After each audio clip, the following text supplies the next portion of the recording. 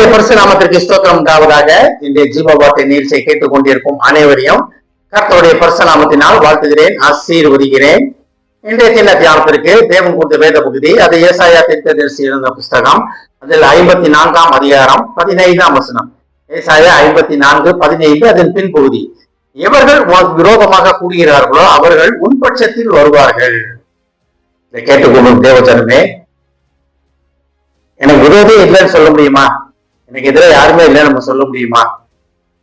உண்மையில இப்படி சொன்னோம்னா, நம்மளால சொல்ல முடிஞ்சுன்னா உண்மையிலே தேவனால் கிருபை பெற்ற பிள்ளைகள், நம்ம கிருபை பெற்றவர்கள் நீங்க. உண்மையிலேயே அது உண்மையான வார்த்தை. ஏன்னா நல்லது செஞ்சாலும் தவறு நடக்குது, கெட்டது செஞ்சாலும் தவறு தான். இந்த காலத்துல உங்களுக்கு பிடிக்கலன்னா உடனே நம்ம மேல எதிராக இருக்கவங்க நிறைய பேர் இருக்காங்க. அது அது யாரா இருந்தாலும் பரவாயில்ல, அது அப்படிதான் இருக்கு. கூட ஃப்ரெண்ட்ஸுக்குள்ள, வேலை பார்க்குற இடங்கள்ல, உறவினர் மத்தியில நிறைய இடங்களும் நம்ம தாண்டி வந்திருக்கோம்.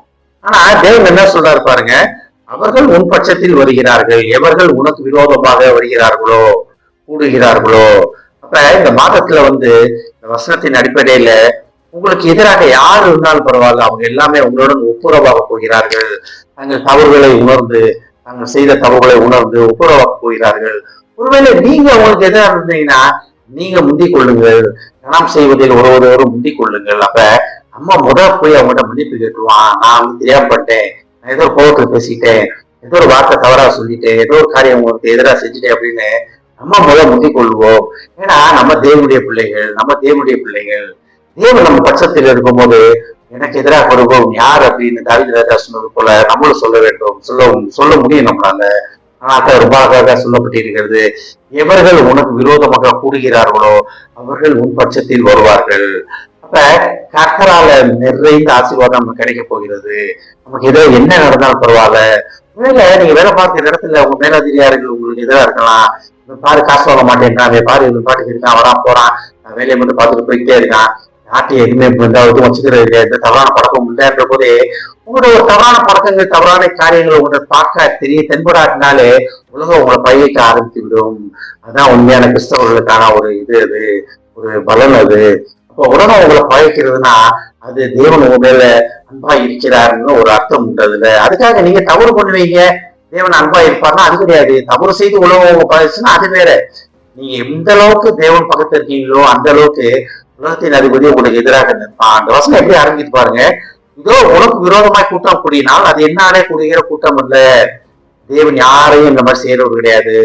தேவன் உங்களுக்கு எதிராக யாரும் எழுப்ப மாட்டாரு. உங்களுக்கு எதிராக ஒரு சத்துருவை தேவன் அடித்து நொறுக்குவதற்கு அவங்களோட காத்து கொண்டிருக்கிறார். அதை கேட்டுக்கொண்டு தேவ பிள்ளைகளே, நம்ம எந்த இடத்துல இருக்கோம், நம்ம யாருக்கு விரோதமாக இருக்கிறோம், நம்மளுடைய காரியங்கள், நம்ம பார்வைகள், நம்மளுடைய செயல்கள் எப்படி இருக்கிறது, நம்ம அக்கம் பக்கம் வீட்டுல இருந்து நம்ம உறவினர்கள் நம்ம எப்படி நடந்து கொண்டு இருக்கிறோம், நம்மை முதல் ஆராய்ந்து பார்ப்போம். வசனம் நம்மளை ஆராய்ந்து பார்ப்பதற்காக அழைக்கிறது. எவர்கள் உனக்கு விரோதமாக கூடுகிறார்களோ அவர்கள் உன் பட்சத்தில் வருவார்கள். கர்த்தர் ஒரு அருமையான வாக்கு நம்ம கொடுக்கிறார், அந்த வாக்கை பற்றி கொள்வோம். ஆமென். ஜெபிப்போம். எவர்கள் எங்களுக்கு விரோதமாக கூடுகிறார்களோ அவர்கள் எங்கள் பட்சத்தில் வருவார்கள் என்று சொன்ன மகா கிருபையான வார்த்தைக்காக நன்றி ஆண்டவரே. அதற்கு முன்பாக நாங்கள் எங்களை சோதி தருகிறோம் அப்பா. நாங்கள் யாருக்கு எதிராக, யாருக்கு விரோதமாக என்ன காரியங்கள் செய்தோம் என்பதை உணர்ந்து அதுக்காக மன்னிப்பு கேட்கிறோம் ஆண்டவரே. ஏஸ்தாமே எல்லோரும் எங்கள் பட்சத்தில் வர செய்ததற்காக நன்றி ஆண்டவரே. கேட்டுக்கொண்டு ஒவ்வொருவரையும் ஆசீர்வதிக்கிறோம் அப்பா. ஒவ்வொரு குடும்பத்தையும் ஆசீர்வதிக்கிறோம் ஆண்டவரே. குடும்பத்தில் ஒவ்வொருவரும் தாப்பாய் தங்கள் வழிகளை ஆராய்ந்து பார்க்க உதவும் அப்பா.